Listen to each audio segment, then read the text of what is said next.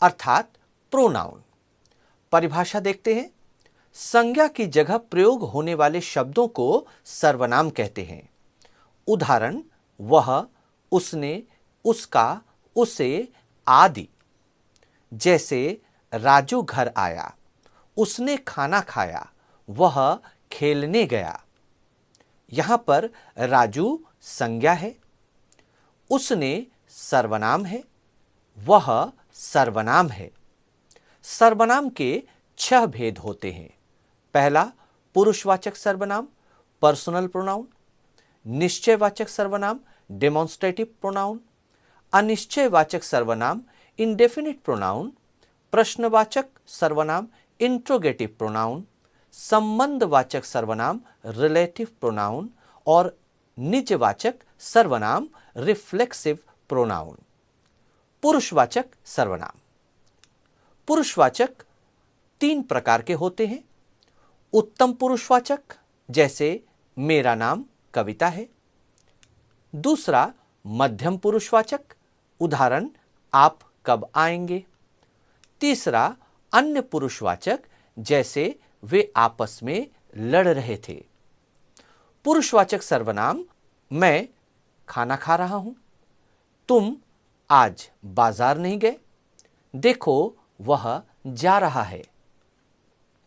जो सर्वनाम शब्द किसी पुरुष या व्यक्ति के स्थान पर प्रयुक्त हो उसे पुरुषवाचक सर्वनाम कहते हैं। पहला, उत्तम पुरुषवाचक फर्स्ट पर्सन। वक्ता अर्थात बोलने वाला अपने लिए जिस सर्वनाम शब्द का प्रयोग करता है वह उत्तम पुरुषवाचक सर्वनाम कहलाता है। जैसे मैं लिख रही हूं, हम कल बाजार जाएंगे, हमारा सारा काम पूरा हो गया है। दूसरा, मध्यम पुरुषवाचक वक्ता द्वारा जिन सर्वनाम शब्दों का प्रयोग सुनने वाले अर्थात श्रोता के लिए किया जाता है वह मध्यम पुरुषवाचक सर्वनाम कहलाते हैं। जैसे तुम कहां जा रहे हो। दूसरा, तुमने अब तक खाना नहीं खाया। तीसरा, तू क्या लिख रहा है।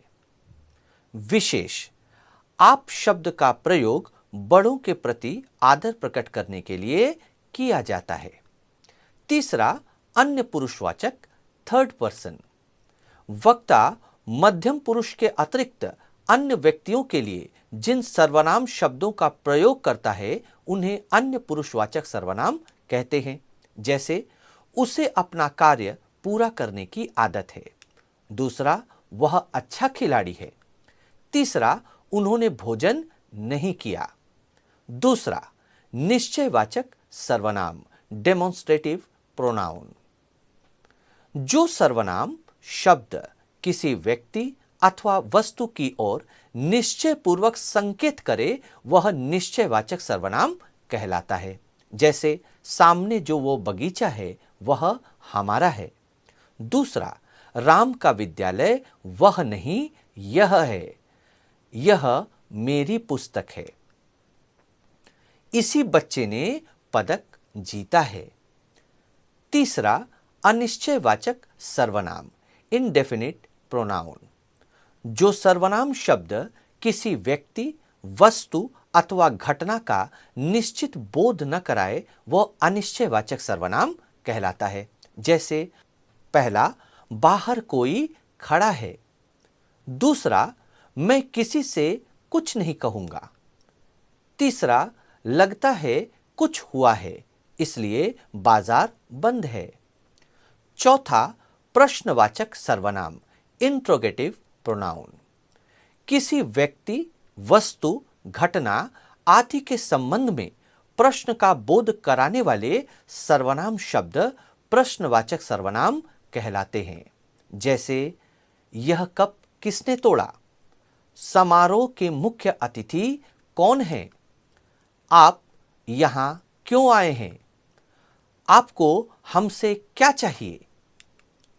पांचवा, संबंधवाचक सर्वनाम रिलेटिव प्रोनाउन।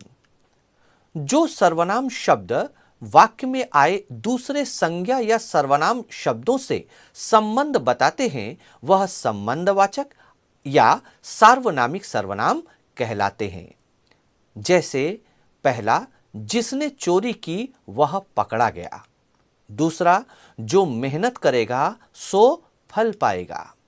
तीसरा, जिसकी लाठी उसकी भैंस। चौथा, जैसा बोओगे वैसा काटोगे।